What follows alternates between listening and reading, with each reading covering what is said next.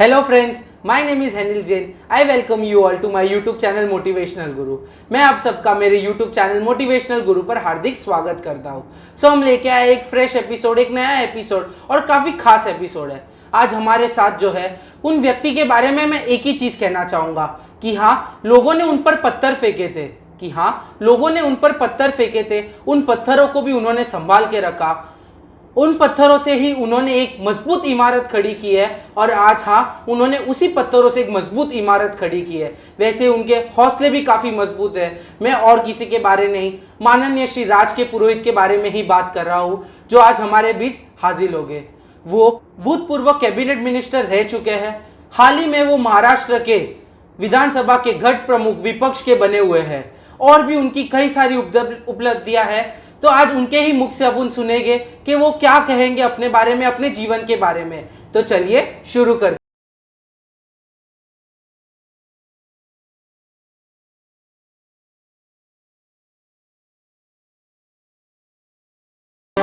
माननीय श्री राज के पुरोहित, मैं आपका मेरे YouTube चैनल पर हार्दिक स्वागत करता हूँ। हमारा पहला प्रश्न आपसे ये है कि आप आपके बारे में हमारे दर्शकों को कुछ बताइए ताकि वो आपके बारे में कुछ ज़्यादा जान सके।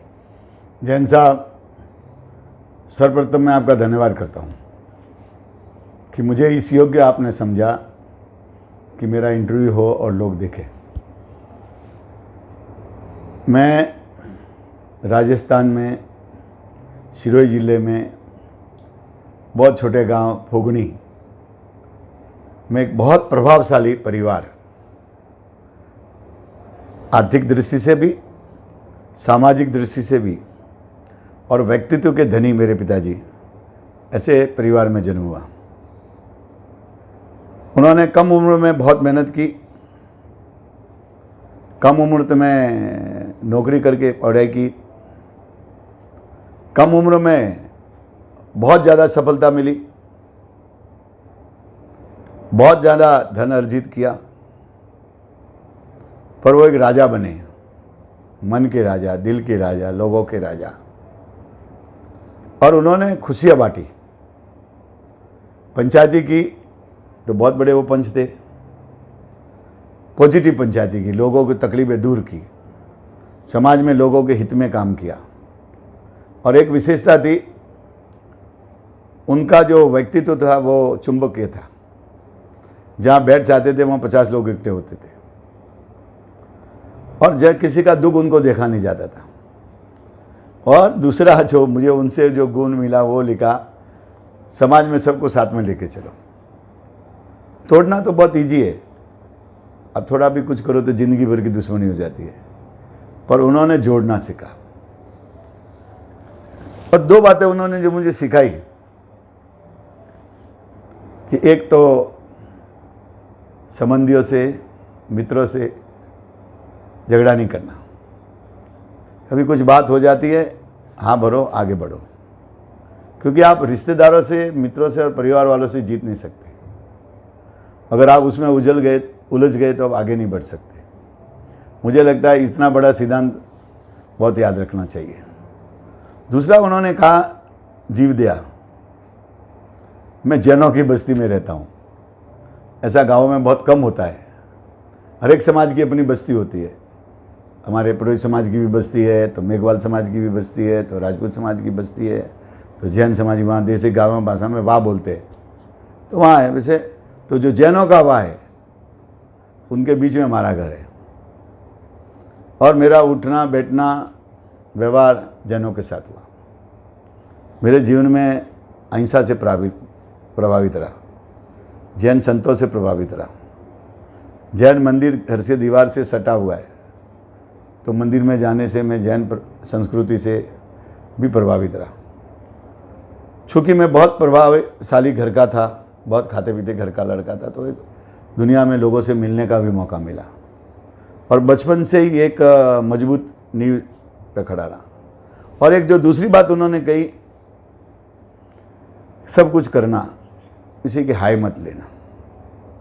उन्होंने कहा था कि हाय में इतनी ताकत है कि वो चट्टान को चीर के भी कभी किसी को छोड़ती नहीं। तो मैं ज़िंदगी में हमेशा किसी को दुख देने में डरता रहा, किसी को परेशान करते मैं डरता रहा। मेरे शरीर के हर कण कण में जीव दया का प्रभाव रहा है। मैं जीव दया में बहुत मानता हूँ और जीव दया ने मैं मानने वालों को भी बहुत मानता हूँ। और प्रभावशाली परिवार होने के कारण मेरे जैन समाज के संत नहीं, उनकी गोदों में तो खेल के बड़ा हुआ हूँ। जो विष्णु समाज के संत है उनके साथ भी मेरा बहुत संपर्क आया। पिताजी के प्रभाव के कारण अन्य समाजों से बहुत संपर्क आया कम उम्र में। और वो एक बहुत हिम्मतदार आदमी थे, मजबूत आदमी थे, लीडर आदमी थे। और उन्होंने मुझे कभी भी पीछे हटने के लिए नहीं बोला, आगे बढ़ो। जबकि वो कांग्रेस विचारधारा के थे और मैं संघ की विचारधारा का था। बचपन से मेरा संघ का संबंध आया। सिरोही में मुझे पढ़ाने के लिए उन्होंने बहुत बड़ा होटल खोल दिया पुराने बस स्टैंड में सिरोही में। उस होटल वाले को बोला, एक ही काम है तेरा, राज को खाना खिलाना, राज को स्कूल में छोड़ना, राज को स्कूल से लाना, उसके नाश्ते पानी का ध्यान रखना, यही तुम्हारा किराया है होटल का। लोग विश्वास भी नहीं होता था। बहुत बड़ा होटल था उस ज़माने में, कहा जाता था, Bombay Gujarat laws Sirohi bus stand पे। और मेरे लिए उस ज़माने में साइकिल वाला रखा था।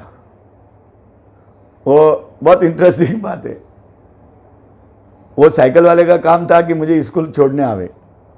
उस समय स्कूटर नहीं होते थे, बगिया नहीं होती थी सिरोही में, और कुछ नहीं था, पैदल जाना पड़ता था। तो मुझे साइकिल छोड़ने आना और साइकिल से लेने आना और मेरा खाने की व्यवस्था करना। और होटल तो मेरा फ्री खाना था क्योंकि वो होटल ही मेरा था, मेरे पिताजी का था, और उसको सिर्फ मुझे खाना ही देना होता था, बाकी उसका किराया माफ था। और जब पिताजी भी आते थे तो साथ में 25-50 लोग होते थे। मैसी फर्गूसन ट्रैक्टर था, उसके टोली पे बैठ के 25-30 लोग वैसे ही आते थे सिरोही में।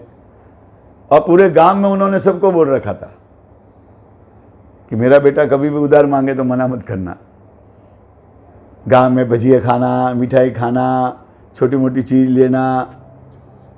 और वो जब आते थे मेरे पिताजी तो फिर महीने 1.5-2 महीने के बाद पूरे गांव में उधार चुकाते थे। कोई भैया मेरे बेटे ने कुछ लिया तो मैं बोल देता, इससे मैंने लिया, इससे मैंने ये लिया, इससे लिया। वो पैसा चुकाते थे और सब पूरा शहर हंसता था कि बाप हो तो ऐसा, बेटा हो तो ऐसा।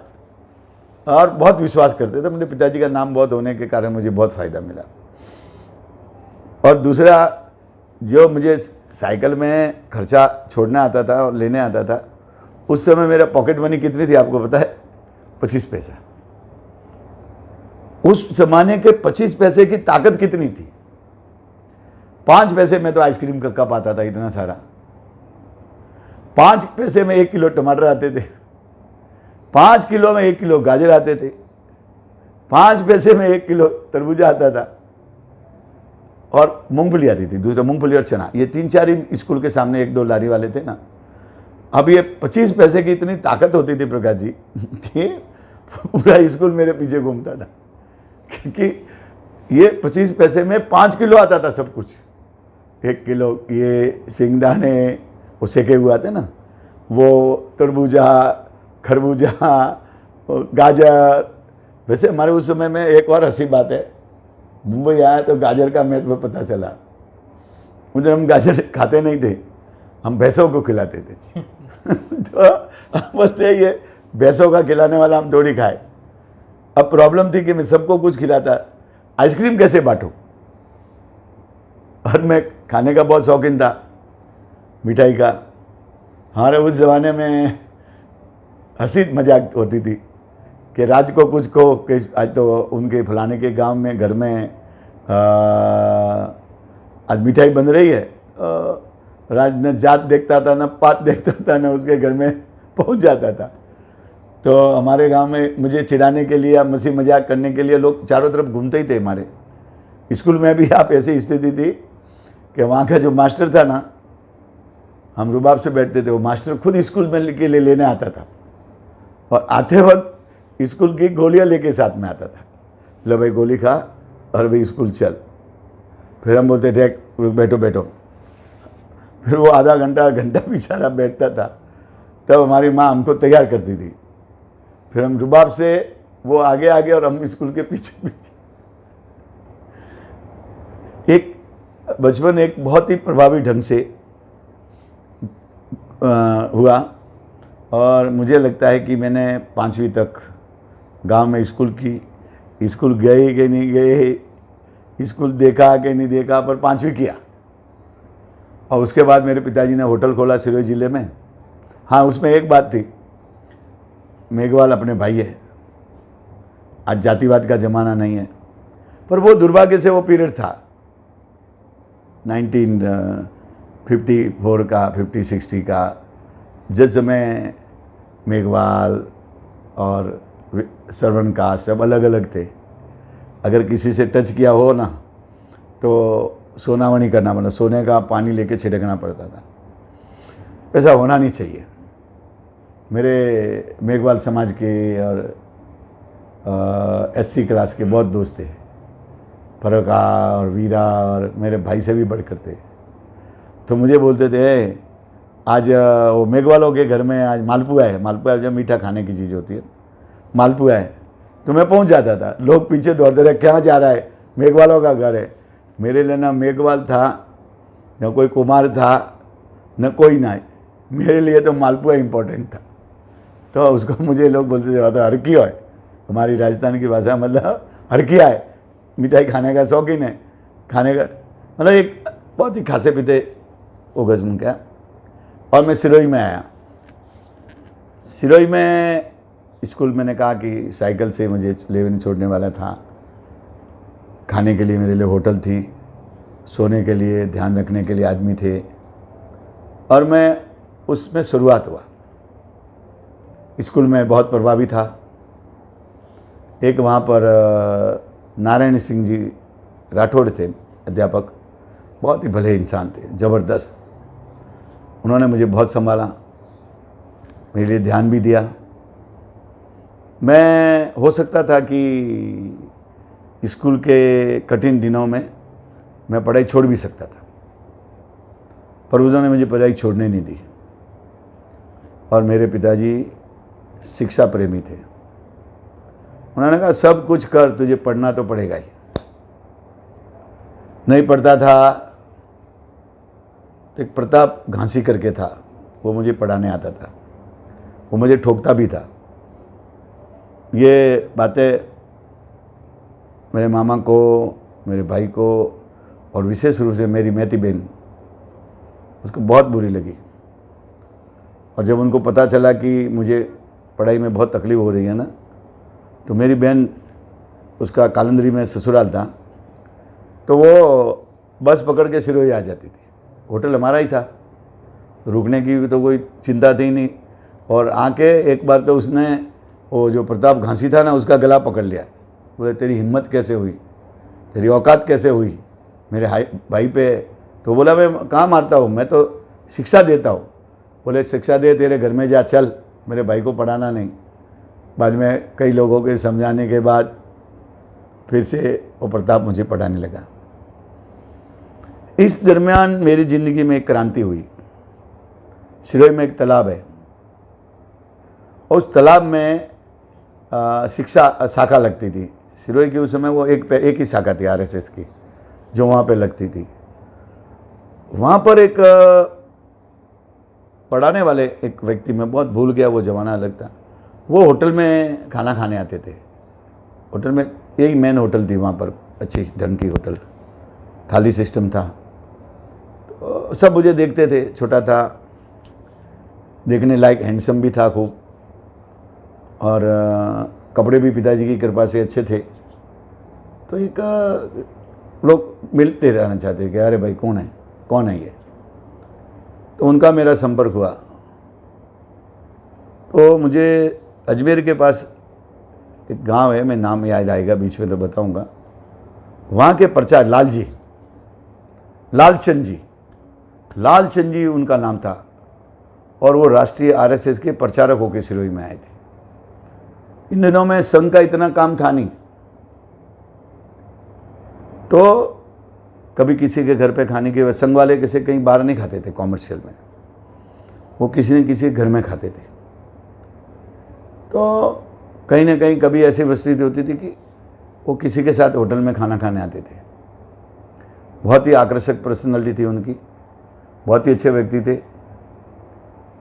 इन दिनों में क्या हुआ कि उनका मेरा संपर्क आया, और संपर्क क्या आया, दोस्ती हो गई।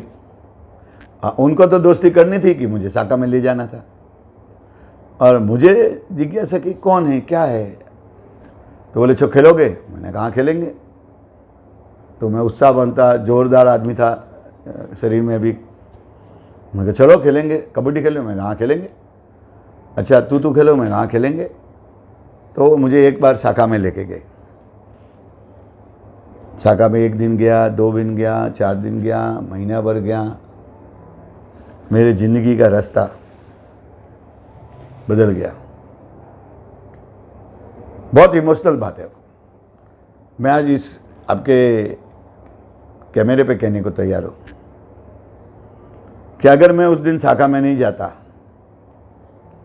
तो अपने ग्रामीण क्षेत्रों में ज़मींदारों के बेटे देखे होंगे, पैसे वालों के बेटे देखे होंगे, वो गलत रास्ते में चले जाते। मैं भी एक बहुत खाते पीते घर का था, सब सुविधाएं थी, यहाँ तक मेरे पिताजी ने होटल खोल दिया, आप समझे नहीं। मेरे बड़े भाई के लिए भी होटल खोला था उन्होंने सोलापुर में, जब वो वहाँ पढ़ते थे ना, तो उसके लिए भी होटल खोल दिया। जा बोले होटल खा पी मजा कर, बोले किराया कुछ नहीं, मेरे बच्चे का ध्यान रखना है। मस्ती थी। वो आरएसएस में जाने के बाद जो मेरा धीरे धीरे जो अच्छा लोग थे, शहर के अच्छे लोग थे, शहर के अच्छे परिवार थे, उनका मेरा संपर्क आया, और मैं बुरे रास्ते जा सकता था, गलत आदतों में जा सकता था। वो संघ की कृपा से मैं नहीं जा सका और मेरा जीवन बच गया, और एक मुझे ज़िंदगी में नई ऊर्जा मिली, नया रास्ता मिला, नई प्रेरणा मिली और नया मार्ग मिला। धीरे धीरे मेरे इस राठौड़ साहब थे, जो मैंने नाम अभी बताया, थोड़ी देर के लिए वापस भूल गया, नारायण सिंह जी राठौड़, उन्होंने बराबर मुझे चैनलाइज किया। उधर आरएसएस में जाने से चैनलाइज हुआ और मेरा व्यक्तित्व निखरना शुरू हुआ।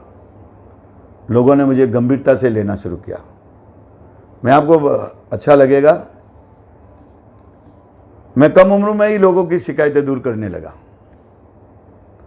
और एक मेरे पिताजी के कारण, उनके संपर्क के कारण, होटल का मालिक होने के कारण, साइकिल वाला छोड़ने वाले के कारण, एक अलग पर्सनैलिटी होने के कारण मेरे एक शारीरिक विकास बहुत अच्छा हुआ। न डरने वाला, बोलने वाला। मुझे एक स्कूल की बात को बता रहा हूँ।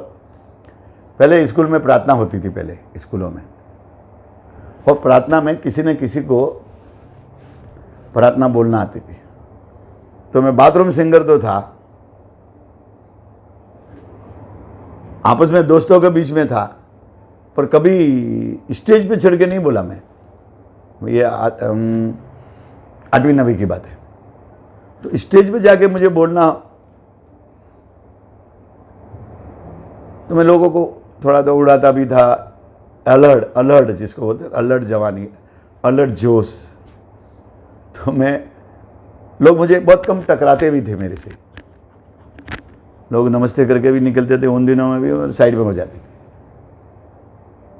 घमंड नहीं था, परंतु एक माहौल ही ऐसा था। और मुझे एक बार स्टेज पे बोलने को बोला कि आज कविता जो है राजकीय पुरोहित, मतलब उस समय गांव का नाम था प्रभाराम आज कविता कहेंगे, वो प्रार्थना कहेंगे, और एक घोष वाक्य पढ़ने का होता था, वो बोलने थे, क्या प्रतिज्ञा कुछ थी रोज। तो मैं मास्टर साहब को बोला, क्यों मुझे फंसा रहे हो? नहीं बोलना पड़ेगा, आपका नंबर आया है। मैंने कहा ठीक है। उस समय में कोई मॉनिटर होते थे स्कूल में, कक्षा में। वैसे बाद में बोल सकूँगा कि नहीं, अभी आप बोलता हूँ। मैं बचपन से, जब से अकल आई है ना मुझे, से आज तक, शायद बहुत कम हुआ होगा किसी की ज़िंदगी में, स्कूल हो या कॉलेज, समाज हो या नगर पालिका, मुंबई हो या हॉस्टल, विधानसभा या कुछ, मैं कभी भी ऐसा नहीं हुआ कि मैं जनप्रतिनिधि नहीं रहा हूँ, या कभी नहीं हुआ कि मैं कोई प्रमुख नहीं रहा हूँ। मैं हमेशा चुनाव लड़ा हूँ, हमेशा जीता हूँ और हमेशा सफल हुआ। ये बहुत कम लोगों की ज़िंदगी में ऐसा हुआ होगा। तो मैं जब स्टेज पे मुझे बोलने को बोला ना, मेरी ज़बान सूख गई, ऐसे तालुओं में मेरी ज़बान चिपक गई ऊपर, बोलना ही नहीं आवे। उमर साहब जो मास्टर साहब हेडमास्टर थे वो भी अच्छे थे, बोलो बोलो, आपको तो देख के पढ़ना है। अरे आप तो इतनी बात करते हो, इतने स्मार्ट हो, ज़बान खुली नहीं। जो मेरी बेइज्जती हुई है, तो मैं कविता कह नहीं सका। तो मुझे हमारे जो सर थे उन्होंने कहा कि कोई बात नहीं, हिम्मत रखो, इतना होशियार आदमी हो, स्मार्ट हो, ये क्या छोटी सी पढ़ो। फिर भी मैं कविता पढ़ नहीं सका। तो फिर हमारे सर थे, उन्होंने 2 बच्चों को बुलाया और कविता उनसे करे, ए प्रभु दान दाता दीजिए, कृपा कीजिए, कोई ऐसी कविता थी उन दिनों में। और फिर मुझे कहा कि नहीं, ये जो घोष वाक्य है, ये जो प्रतिज्ञा है, जो हर एक विषय को बोलना पड़ता था। पहले हम लाइन बोलता था, फिर मैंने बड़ी मुश्किल से वो 8-10 लाइन थी वो पढ़ी, और मैं जिस बेइज्जती, मतलब दुख, पीड़ा, अपमान, खुद का कॉम्प्लेक्स मुझे लगा ना कि धरती फट जाए और मैं उसमें घुस जाऊँ। पर दोस्त बहुत अच्छे थे। नाथू सिंह जी, जो नारायण सिंह जी राठौड़ जो मेरे टीचर थे, वो बहुत अच्छे थे। दूसरे भी सर मेरे से या तो प्रेम करते थे या घबराते थे। 2 बात थी ज़िंदगी में, मुझे से बहुत घबराते ले लो, या प्रेम करते थे, दोस्ती करते थे, लाड करते थे। सबने मुझे संभाला, अरे ये क्या चीज़ है, तुम क्या बोल सकते हो, तुम ये कर सकते हो, वो कर सकते हो। फिर मैंने अपने आप को डेवलप किया। इस दरमियान एक ज़िंदगी में मेरा बहुत दूसरा परिवर्तन हुआ। मैं स्काउटिंग से जुड़ा, 6ठी क्लास से स्काउटिंग से जुड़ा, और एक मेरी व्यक्तित्व ऊंचा होने में, व्यक्ति के निर्माण होने में स्काउट का बहुत बड़ा एक संघ, एक स्काउटिंग। और मैं स्काउटिंग में इतना बड़ा होता गया कि मैं आज अगर ये कहूँ कि मैं स्काउटिंग के फील्ड का लीडर बना, well known scouts of the area, district छोड़िए, well known scouts of the area, मेरे कपड़े, मेरे उस समय स्काउटिंग के जूते, मेरे इतने बैज मुझे मिले थे कि मेरे दोनों सीने में इतने स्काउट के बैज लगे हुए थे। और स्काउट के बैज होने के बाद जो बात थी, उनमें मुझे लगता है मैं 80-90 बैजेज जीता। और मैं हर जगह स्काउटिंग में लीड करता था। मेरा जो कैंप था, अलग अलग कैंप लगते थे, 15-20 कैंप, उसमें मेरा टेंट होता था, मेरा काम होता था। स्काउटिंग में मेरा टेंट ही फर्स्ट आता था। सालों तक मैं नॉन लीडर हो गया पूरे एरिया में स्काउटिंग का, नॉन, और इतना उत्साह से स्काउटिंग करता था। और मेरा कुछ समय बच्चे, कुछ लोग एनसीसी ज्वाइन करते थे, और मैं स्काउटिंग में आगे बढ़ा। तो हमारा एनसीसी का और स्काउटिंग का बहुत झगड़ा है, तुम क्या कुछ स्काउटिंग नो वैल्यू, हम बताइए एनसीसी का नो वैल्यू, वो बहुत। और बाद में हमारे वहाँ एक कलेक्टर आए, उन्होंने कहा कि अपना बच्चा जो है वो राष्ट्रपति प्रेसिडेंट स्टूडेंट बना है, तो इसका तो अभिनंदन होना चाहिए। तो उन्होंने कहा कि ठीक है। तो first time in history of हमारे सिटी में जो डिस्ट्रिक्ट परेड होती थी ना 26 जनवरी को और 15 अगस्त को, उसमें स्काउट की ग्रुप्स को मेरे से लीडरशिप में मार्च पास्ट में भाग देने को लोग मना। और जब मैं गुजरता था वहाँ, तो सब जगह इतनी तालियां बजती थी, क्योंकि वेल नोन फेस था, खूब लोगों के उस समय से मदद करता था, और मैं स्काउटिंग का वेल नोन फेस बन गया। कई सालों तक स्काउटिंग रहा मैं, 6, 7, 8, 9, 10, 11। और सौभाग्य से जब मैं 9th में था, तो मैंने कलकत्ता जम्बूरी अटेंड की। It was biggest achievement of the whole area कि कोई कलकत्ता की स्काउट की जम्बूरी में गया है, राष्ट्रपति, प्रधानमंत्री, ऐसे बड़े बड़ी हस्तियाँ थी। कल्याणी करके कोई जगह है अभी भी मैंने पढ़ा है, कल्याणी करके कोई जगह है वहाँ पर कलकत्ता में, मैंने अभी पढ़ा, इसके लिए मुझे वो याद आ गया। वो समय जंगल था, और जंगल में बहुत बड़ा हजारों स्काउट्स आए थे पूरे देश से, पूरे देश का। और उस समय कौन राष्ट्रपति थे, प्रधानमंत्री, वो सब आए थे। उस समय भी मुझे वहाँ पर बहुत सम्मान मिला। तो उसके बाद 10th 11 में था, तो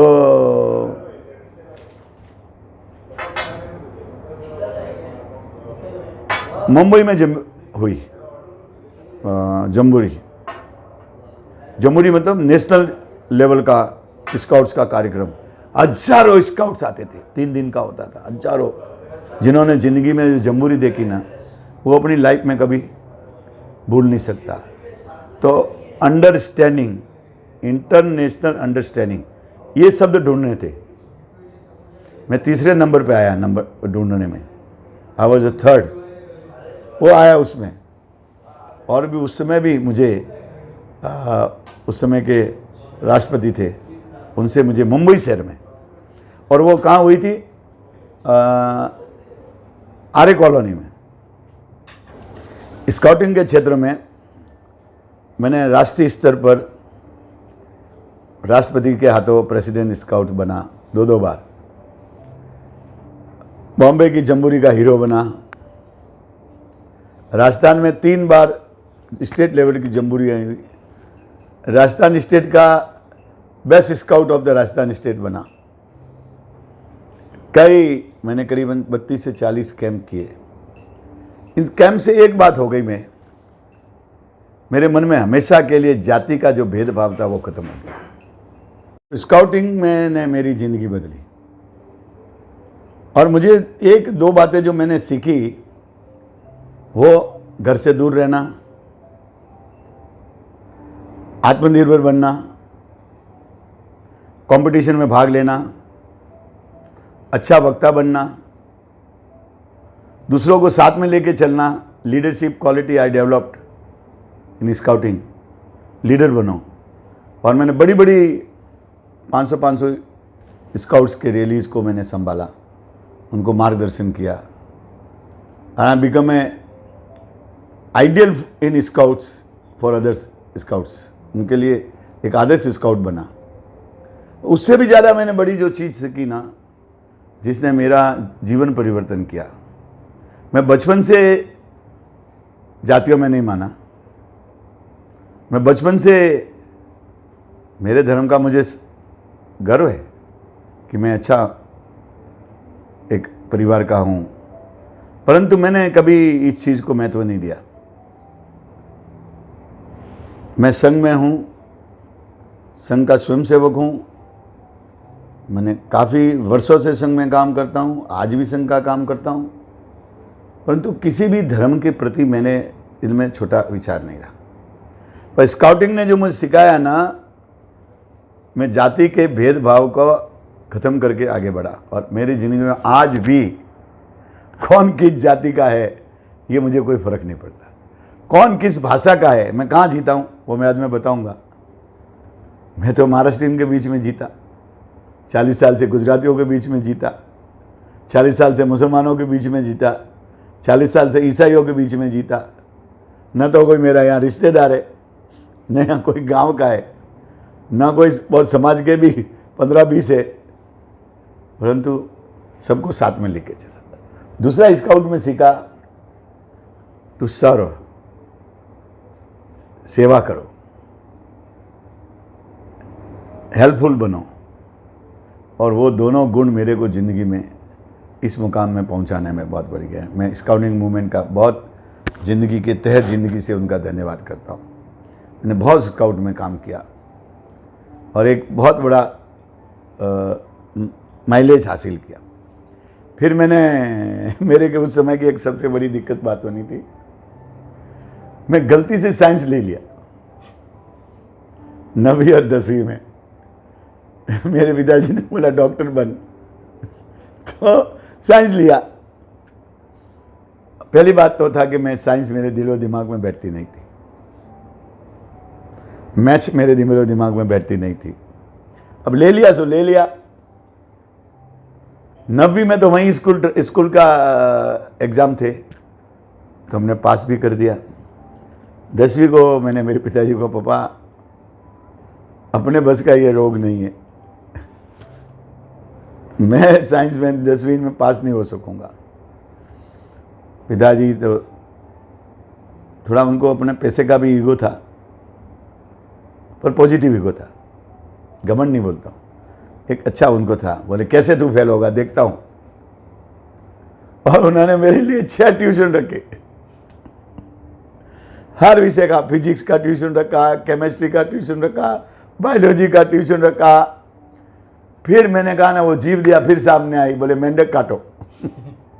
माय गॉड, जिस दिन मैंने मेंढक काटा, मैं आज बना, उस दिन मुझे बहुत बुखार आया, कैसे काटूं मेंढक को। पर मैं दूसरे भी स्टूडेंट थे ना, वो एक प्लेट होती थी, उसमें मोम डालने का, और मोम डालने के बाद उसमें मेंढक को उल्टा करने का, उसके पाँवों में वो डालने की सुइयाँ, और मेंढक को कैच करना, और वो तड़प रहा था, और उस पर चाकू चलाने का, फिर कैंची चलाने का। आई कैन नॉट फॉरगेट, मैं कभी भूल नहीं सकता वो अपने क्वेश्चन को, बहुत हाथ हुआ। पर मुझे एक बात थी कि 10वीं में से निकलना था, कि साइंस में मैं जो फंस गया। एक तरफ हमारा एक टीचर भी था, वो भी बेवकूफ़ था, या मैं ये नहीं कहूँगा टीचर्स को नालायक था, परंतु वो ईमानदार नहीं था। उसको मुझे मेरा ट्यूशन रखना था, तो मुझे बहुत परेशान करता था, और मैं उससे परेशान होता नहीं था, वही होता था मेरे से परेशान। फिर मैंने एक दिन, क्या आप चाहते हो क्या, मैं पूछा, मैं ऐसे ही बात करता था जैसे बड़ा आदमी हो ना। मैंने कभी छोटी उम्र में अपने आप को महसूस किया ही नहीं, मैं अपने आप को ही बड़ा ही। मैंने, क्या है आप चाहते क्या हो? नहीं नहीं, तू ऐसा कर, ट्यूशन रख ले तो पास हो जाएगा। तो मैं कहा ऐसा बोलो ना, ट्यूशन कम से कल से आऊँ क्या? तो मैं कहा आपके घर पे आके क्या करूँगा, आप ही पढ़ाने आओ ना। मैं उठो नहीं उठो आप आओ। नहीं उसके डबल पैसे लगते हैं, ऐसा नहीं। तो मैं डबल पैसे, मैं पापा को बोला वो डबल पैसे मांग रहा। पिताजी ने बोला चला ट्रिपल पैसा दे दो उसको। पर मेरा बेटा वहाँ नहीं आएगा। अब उसके घर में जाओ ना, उसकी औरत की बात सुनो ना, वो खाने का बात कर रहे हैं ना, बर्तन बज रहे हैं ना, बिगड़ छोट, कौन जाएगा किसी के घर में। तो मैंने कहा धन्यवाद, मैं तो नहीं आता भाई, आप खुद पढ़ाना आओ। तो पिताजी ने उस समय बहुत अच्छे पैसे दिए उसको पढ़ाने के मुझे। तो साइंस पढ़ाता, बायोलॉजी पढ़ाया, और मेंढक काटे, और मैं काट जो करा के फिर साइंस में भी ऐसा हुआ, बहुत दुख हुआ। मेरी ज़िंदगी का सबसे थर्ड क्लास जो समय रहा ना, वो 10वीं का रहा। 9वीं में तो लोगों ने मुझे पास कर दिया, मास्टरों ने और सब ने। 10वीं में तो बोर्ड का एग्ज़ाम था। और पर मुझे एक बताओ, ये ट्यूशन रखने का एक फ़ायदा हुआ, उन्होंने भर भर के मुझे प्रैक्टिकल में नंबर दिए, पूरे में से पूरे नंबर दिए, और मैं पास हो गया 10वीं। और पास होने के बाद मैंने पहला काम किया कि वो जो साइंस की बिल्डिंग थी ना स्कूल, उसके बाद में एक दूसरी आर्ट्स की और कॉमर्स की दूसरी बिल्डिंग थी। हम पहला वो हेडमास्टर के पास गया, वो भी जानते ही थे मुझे। मैंने कहा साहब मुझे आर्ट्स में आने का है। अरे आप कैसे आर्ट्स में, आप तो बड़े हो 20 में, आप तो बहुत बड़े हो। मैं कहा बड़े बड़े आप सब छोड़िए ना। अरे नहीं आप तो डॉक्टर बनो, अब तो इंजीनियर बनो। मैं कहा साहब मजाक कर रहे हो क्या, आप तकलीफ देखोगे, कहीं की चुपचाप अपन मेरा एडमिशन करा दो। फिर मुझे उस समय शाह साहब थे जो मुझे अंग्रेजी पढ़ाते थे, बहुत ही अच्छे इंसान, एम के साथ है। तो अभी अब उनकी डेथ हुई है। मैंने कहा सर ये प्रिंसिपल साहब बहुत हवा में उड़ रहे। प्रिंसिपल के सामने बोला, उधर हम हेड मास्टर बोलते थे, प्रिंसिपल नहीं बोलते थे। तो मैंने कहा ये तो बहुत बहुत उड़ रहे। तो थोड़ा वो हेड मास्टर था तो थोड़ा डर गया। मैं कहा आज छुट्टी कर दे तो कैसा लगे, कि कैसे छुट्टी कर दो। अरे मैं कहा ये कर ली। तो एक पहले छुट्टी कैसे होती मालूम है, एक लोखंड का डंडा लटकता था, घंटी उसको बोलते थे, और उसके पास में एक डंडा रहता था। मैं गया, थांग थांग बजाना शुरू किया। हेडमास्टर बोले, तो वो अंग्रेजी बोला इससे मत टकराओ, जो हो गया सो हो गया। बच्चों ने सोचा ये साला 4 बजे छुट्टी होती थी 1 बजे छुट्टी हो गई। आज सैकड़ों हजारों बच्चे क्लास से बाहर, टंग टांग टांग टांग टांग टांग किया मैंने, सब लोग बाहर। मैंने कहा एडमिशन देना है कि नहीं देना? नहीं, कल से आप आ जाओ। मैं कल से क्यों आ जाए? 8 रुपये फीस थी। मैं कहा ये फीस भरवाओ वहीं बेटा हेडमास्टर के। मैं कहा जाओ, ये किसी को भेजो 8 रुपये, और ये मेरा वो टीसी वहाँ का वो क्या ट्रांसफ़र सर्टिफिकेट साइंस से लेके गया। अब मैंने कहा कल से स्कूल आओगे नहीं? आओ। नहीं, बोले आपकी इच्छा हो तो आना। आपकी इच्छा हो तो आना। तो हमारी स्कूल के पास में कॉलेज थी, और उस समय कॉलेज में राजपूत लड़कों का बहुत वर्चस्व था। राजपूत पॉलहुल ग्रुप होते थे वहाँ पर, उन दिनों में सब जगह होते थे, राजपूत जाट्स ये सब ग्रुप होते थे। हम आरएसएस ग्रुप के थे। तो मेरा उठना बैठना, मैं स्कूल में गया ही नहीं, अपने आप अटेंडेंस लगती थी, अपने आप होता था। पढ़ाई के दिनों में लास्ट में पढ़ता था 10 दिन। सीरियसली मैं ज़िंदगी में 10 दिन पढ़ा लास्ट में, बढ़िया अच्छे नंबर से पास होता था। कॉलेज के लड़कों के साथ मेरा उठना बैठना शुरू हो गया। कॉलेज की पॉलिटिक्स में था स्कूल में, पर पॉलिटिक्स मेरी कॉलेज के साथ शुरू हो गई। और तरह से मैं एक स्कूल स्टूडेंट लीडर से सीनियर लीडर बन गया, स्टूडेंट लीडर। मेरे में चुनाव लड़ाने की आर्ट, लोगों को मनवाने की आर्ट। और उस समय नया नया अखिल भारतीय विद्यार्थी परिषद ABVP शुरू हुआ था। तो मुझे वहाँ कोई था ही नहीं, आरएसएस वाला मैं ही था, जो मुझे सिरोही जालोर पाली का वो संगठन मंत्री बना दिया। अब किधर पाली ने किधर जालोर ने कुछ मालूम था नहीं, राजस्थान में बना दिया। तो नेतागिरी में लग गया, स्टूडेंट लीडरशिप में। कॉलेज में भी वो प्रिंसिपल थे, और जो स्टाफ था बोले आप स्कूल में नहीं आओ तो ये अच्छा है, धन्यवाद, आपको हाजिरी लग जाएगी। मैं जाता था, वही उनको 10 प्रश्न पूछता था। अच्छा तो साहब ऐसा है कि ये कैसे हो गया? नहीं, बोले आपकी अटेंडेंस तो लग गई है। अब कैसे हो गया मतलब आपको कोई फर्क तो पड़ेगा नहीं, आप ऐसा करो कि ना हो तो ही अच्छा है, बेचारे इन दूसरे बच्चों को तो पढ़ने दो। फिर धीरे धीरे मेरा जो स्टूडेंट लीडरशिप का नेतृत्व बहुत शक्तिशाली हो गया। और पिताजी के पुण्याय के कारण, ये मेरा पुण्याय मैं पिताजी को देना चाहता हूँ कि दुनिया में पैसा बहुत महत्वपूर्ण है। आप कितने भी बड़ी हस्ती हो, अगर पैसे के बिना कोई दुनिया नहीं चलती। उन्होंने मेरे ऊपर बहुत खर्चा किया। आना कि हर जगह जाने के लिए पैसे लगते हैं, 10-20 लोग बैठते हैं तो पैसे लगते हैं, खाने के पैसे लगते हैं, कपड़े के पैसे लगते हैं, आदमी लगते हैं। तो मैं वहाँ से फिर जोधपुर तक गया, यूनिवर्सिटी के चुनावों में, राजस्थान यूनिवर्सिटी के चुनाव में गया। अब आपको इंटरेस्टिंग बात बताऊं, अरुण जेटली का नाम आपने सुना। मैं सिरोही से, एक मामूली कॉलेज सिरोही, छोटा शहर सिरोही, वहाँ का स्टूडेंट क्षेत्र होके मैं अरुण जेटली के चुनाव लड़वाने दिल्ली यूनिवर्सिटी गया, ठोकने पीटने वाला। उनके वहाँ सपोर्ट किया, और मैं अरुण जेटली को बताया कि मैं आपके चुनाव में आया था। तो बोले कैसे, बताओ, याद दिलो करवाओ। तो मैंने कहा आप ग्रीन शर्ट पहने हुए थे। हाँ, आप ग्रीन शर्ट, 2 मिनट, आप ग्रीन शर्ट पहने हुए थे? बोले हाँ। जयप्रकाश नारायण की रैली में आप थे? बोले हाँ। ग्रीन शर्ट पहना हुआ था क्या? नहीं। बोले हाँ। मैं कहा लड़कियों से घिरे हुए थे? बोले बदमाशी, वो बात क्यों कर रहा है, मतलब नहीं। मैंने कहा उस समय आप बहुत हैंडसम थे और बहुत चारों तरफ आप घिरे रहते थे। अरे हाँ। मैं कहा जेपी के साथ थे कि नहीं? मान लिया कि you are the right person. जे कहाँ सिरोही, कहाँ दिल्ली, कहाँ राजस्थान यूनिवर्सिटी। और मैं पैसा टिकट पैसा नहीं खरीदता था, कभी नहीं खरीदा। हम 5-6 लड़के ऐसे थे ना, कभी टिकट नहीं खरीदे। Student leader, that was the age of the student. उस पीरियड को बोलते हैं जेपी नारायण का मूवमेंट, जयप्रकाश नारायण का मूवमेंट। 1971 से 72 से लेके इमरजेंसी लगी 75 में। That was the age of the student, जहाँ उस समय पूरे हिंदुस्तान में विद्यार्थियों का चलता था। विद्यार्थी रास्ते में था, विद्यार्थी ट्रेन में था, विद्यार्थी बस में था, विद्यार्थी कॉलेज में था।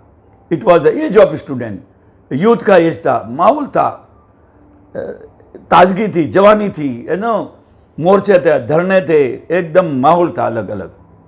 वो एक पीरियड था स्टूडेंट एज का। हमारी उम्र क्या थी? मैं 16 साल का, 17 साल का था। I was only in 17 years. और मेरा डर इतना था, पुलिस वाले वो एसपी हमको वहाँ मिलना आता था हॉस्टल में। कलेक्टर का जो सेक्रेटरी था पूछे कोई तकलीफ तो नहीं। और मैं हॉस्टलों का, राजपूत गैंग ग्रुप का लीडर, हॉस्टल का लीडर, कॉलेज का लीडर, और हमारे समाज की एक हॉस्टल थी उसमें रहता था आराम से। उसमें 4 लोग रहते थे। पूरा हॉस्टल मेरे पास था, वहीं पर खाना बनता था, रोटी खाते थे, बाजरी का सोगड़ा, और मस्त रहते। एक साइकिल थी, कितना रुबाब था मालूम है? साइकिल हम चलाते थे, साइकिल पकड़ने के लिए एक आदमी रहता। वो पीरियड में एक दिन हमारी साइकिल लेके चलता था, इतना रुबाब था, ए साइकिल चल। फिर हमारी इच्छा होती ना, हम साइकिल में बैठते थे, नहीं चला साइकिल हम बैठते हैं। उस समय साइकिल ही साधन था ना, तो 20-20, 25-25 हॉस्टल के लड़कों की साइकिलें होकर हम निकलते थे। आधे रास्ते खाली हो जाते थे लोग, पर मेरा बहुत पॉजिटिव प्रभाव था। और वो स्टूडेंट लीडर में बढ़ते बढ़ते एकदम पूरा जयप्रकाश का मूवमेंट हो गया। और मैंने जेपी जब आए ना जयपुर में, जयपुर यूनिवर्सिटी में, राजस्थान यूनिवर्सिटी में जयपुर, तो मैं एबीवीपी की ओर से उनका साथ में जो व्यवस्था के लिए लोग थे ना, मेरा उसमें सिलेक्शन हुआ। 10-12 लोग सिलेक्ट हुए थे, युवा मैं रहा। मैं जयप्रकाश नारायण को साथ में पड़ोस में बैठे देखा, सवेरे उनके साथ चाय पी, पागल हो गए। उस समय मोबाइल होते ना तो शायद हम क्या करते मालूम ही नहीं। उस समय कोई मोबाइल तो थे नहीं, हॉस्टल वाले थे, टेलीफोन का कोई ठिकाना नहीं था। परंतु किसको बोले, तो जो मिलते थे मैं जेपी के साथ चाय पिया आज। अच्छा तुम जेपी साहब के साथ चाय पिए, जेपी के साथ चाय पिए। और हम फिर एक बार मेरी ड्यूटी लगी कि आराम कर रहे, आज दिन भर आप रहोगे। तो कोई कारण था, पॉलिटिकल कारण था जो अभी नहीं बता सकता। उनका किसी को जेपी से मिलने नहीं देना। तो बड़े बड़े नेता आते थे, एमएलए और एमपी, और बहुत बड़े बड़ी दुनिया भर से आते थे। आज नहीं मिलना, आज बंदे जेपी नहीं, हम बहुत वहाँ से दूर दूर से आए। मैंने कहा साहब जो भी है, मैं तो हुक्म का गुलाम हूँ, मुझे तो आज कहा गया है कि आज नहीं मिलेंगे। अरे भाई साहब मिलवा दो ना। नहीं, मैंने कहा नहीं। और वही मुझे चिट्ठी देते थे जिन्होंने कहा था ना कि इसको मिलवाना, वो आके जो चिट्ठी देते, बोले चल जा अंदर मिलो। पॉलिटिक्स थी वो। और मुझे जेपी के साथ मिलने के बाद बहुत उत्साह हो गया। पढ़ाई तो नाम मात्र के लिए एग्ज़ाम के दिनों में करते थे। और फिर एक राजकुमार ओझा चुन के आए जोधपुर यूनिवर्सिटी से। उनकी डेथ हो गई, मैंने सुना, हुई है, कन्फर्म भी किया। क्या ऑरेटर था। उस एबीपी का युग था, एज ऑफ एबीपी। दिल्ली में अखिल भारतीय विद्यार्थी परिषद जीता, first time in the history, Arun Jaitley. दूसरे जयपुर में भी एबीपी जीती, राजस्थान यूनिवर्सिटी में, और जोधपुर यूनिवर्सिटी में भी एबीपी जीती। जो जयपुर में अध्यक्ष बने ना, अभी थोड़े समय के लिए दिमाग में से मेरा नाम हट गया है, उनकी मेरी बहुत दोस्ती हो गई, बहुत, मतलब फिर मैं जयपुर ही रहने लगा बहुत समय तक। और राजकुमार ओझा जो जोधपुर में थे, उनके साथ भी मेरी दोस्ती हो गई, और मैं उनके साथ ही रहने लगा। फिर मुझे अपनी कॉलेज बहुत छोटी लगने लगी, पर अल्टीमेटली वहाँ पढ़ाई वहीं थी, संघ का काम वहीं था, एबीपी का काम वहीं था, मेरे लिखने के लिए होटल थी, सारा कुछ था।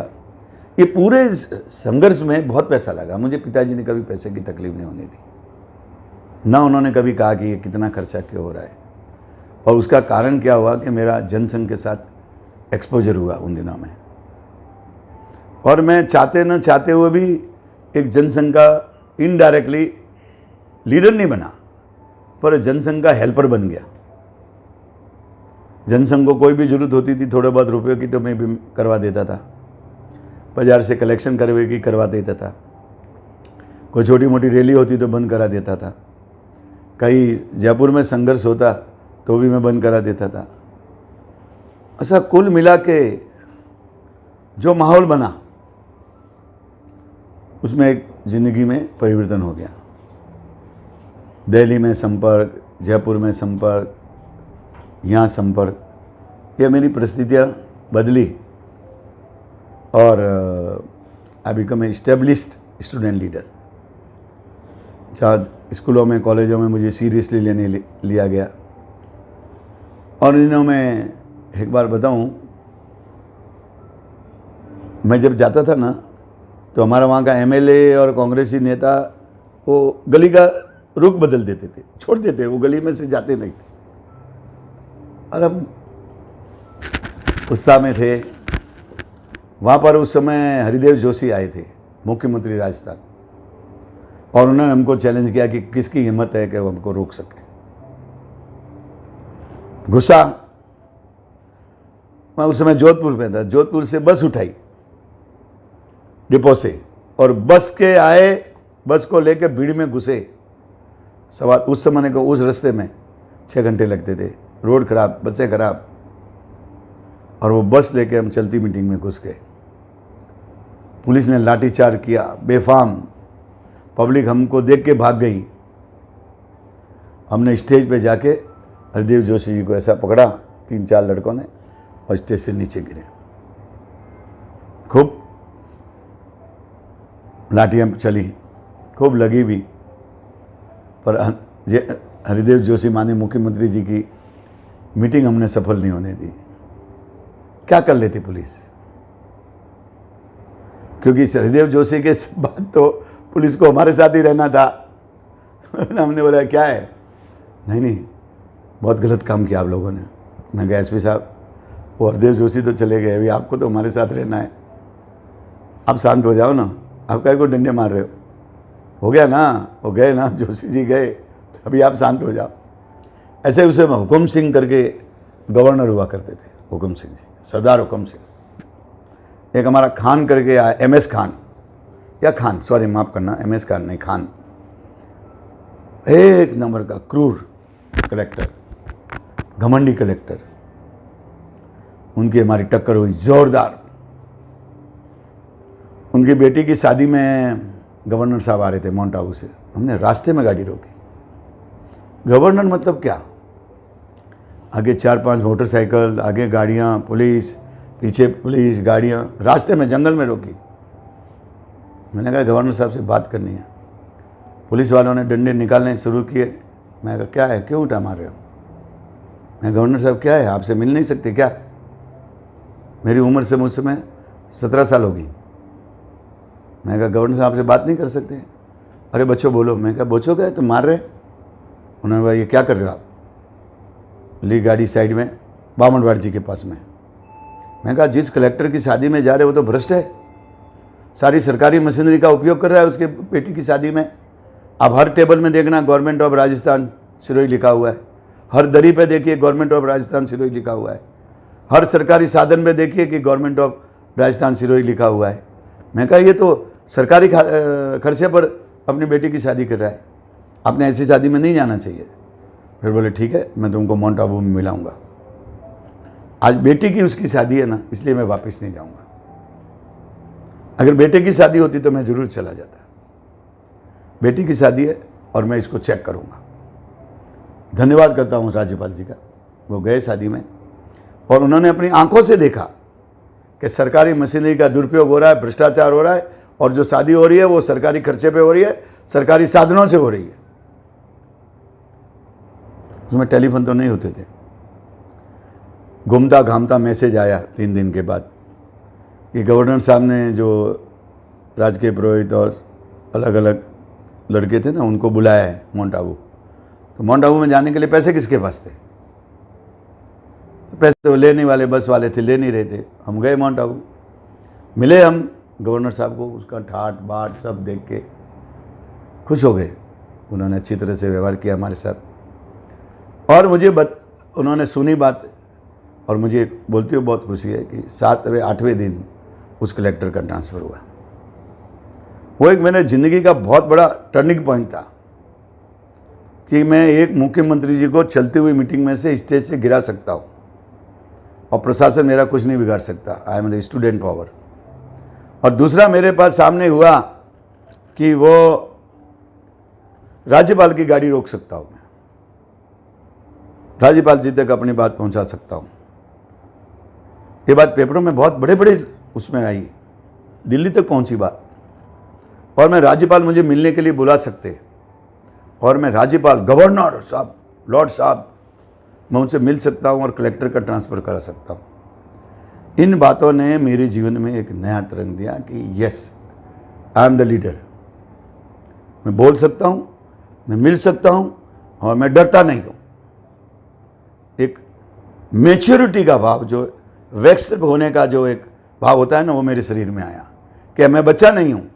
ये मेरी कम उम्र के उसमें ही आ गया, 17-18 साल में ही आ गया।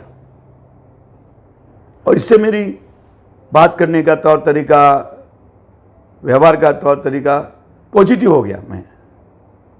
और लोगों ने मुझे, बड़ी बड़ी उम्र वालों ने मुझे सीरियस लिया और मैंने लोगों की बहुत हेल्प शुरू की। जो मेरी इस्टेब्लिश हो गई ना लीडरशिप, उसके कारण किसी को नौकरी दिलवाने में, किसी को उन में सीमेंट नहीं मिलता था, सीमेंट दिलवाने में, राशन दिलवाने में, उसमें राशन नहीं मिलता था, राशन दिलवाने में, राशन की दुकान देने में कलेक्टर ने सीरियसली लिया मुझे, एसपी ने सीरियसली लिया। और ये एक पीरियड में मुझे सोशल ट्रांसफॉर्मेशन हो गया, सामाजिक परिवर्तन हो गया। राजनीतिक परिवर्तन हुआ पर सोशल सामाजिक माध्यम से। अखिल विद्यार्थी परिषद, अखिल भारतीय विद्यार्थी परिषद, स्टूडेंट लीडर उनके साथ, और ये गवर्नर और पुलिस और इनके साथ व्यवहार से मैं स्टूडेंट रहा ही नहीं। बेसिकली एक अलग मेरा रूप बन गया, एक अलग पर्सनैलिटी बन गई। और धीरे धीरे ये पीढ़ी को बढ़ते बढ़ते इमरजेंसी आई। तो ये थी राज पुरोहित जी के बचपन की कहानी। आगे की कहानी हम सुनते रहेंगे हमारे अगले वीडियो में, तो हमारे साथ जुड़िए रहिए। आपको मेरा काम पसंद आए तो हमारे वीडियो चैनल को सब्सक्राइब कीजिए, वीडियो को लाइक कीजिए और अपने दोस्तों के साथ शेयर कीजिए। Thank you.